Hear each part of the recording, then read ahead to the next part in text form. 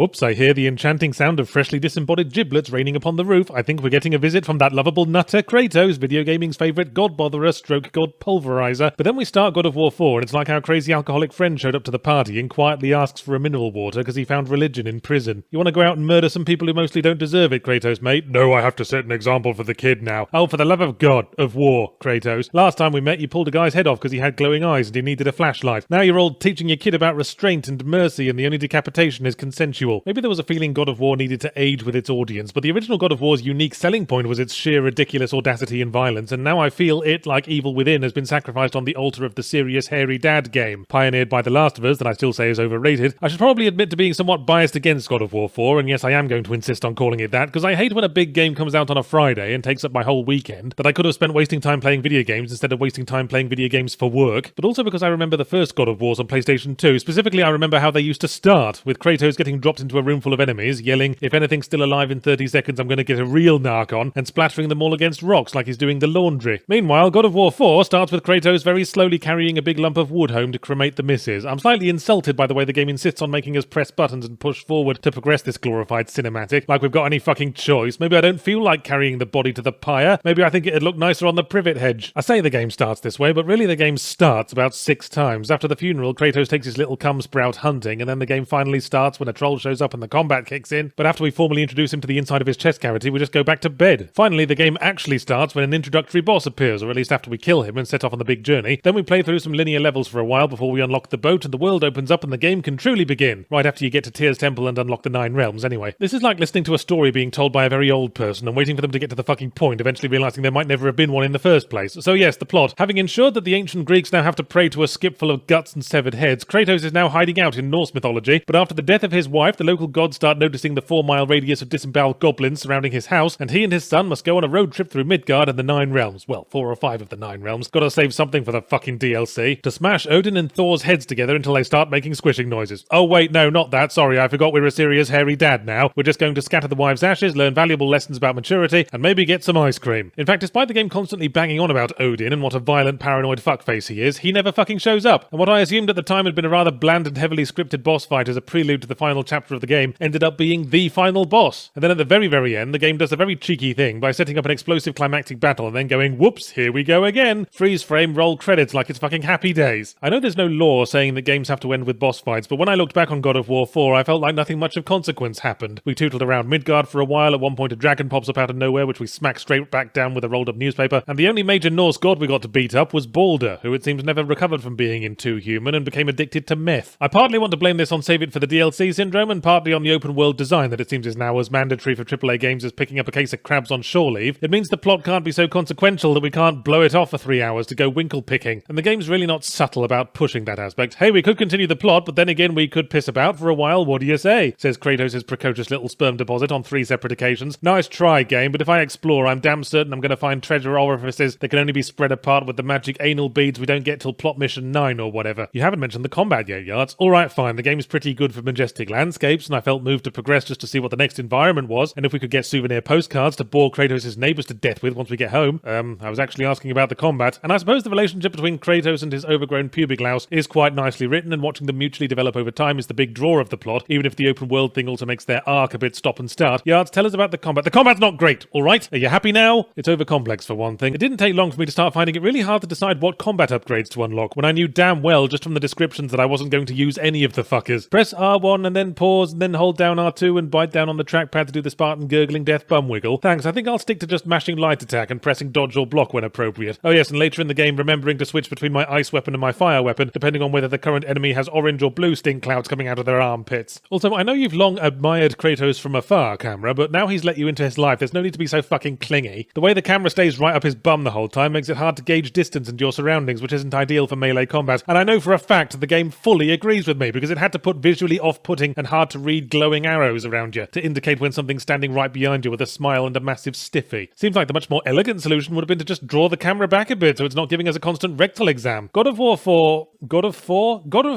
is absorbing and imaginative enough to keep me going and perfectly satisfactory in a vacuum, but I can't help thinking of it as yet another classic series sacrificing some of its unique identity for the sake of making itself more like the standard AAA game of today. Grindy side quests, item crafting, and standard camera bum hugging instead of the arty fixed camera angles overseeing combat like watching a lawnmower blade inside an overheating tumble dryer. Younger Kratos was never relatable, but he was pretty fucking interesting to watch when he had a narc on and two fistfuls of Cyclops nutsack. Serious hairy dad Kratos is more human, but also boring, stuffy, and aloof. Yeah, Kratos really seems like a guy concerned with maintaining his dignity. That's why he coloured in his face with red biro and put on a cheerleading skirt.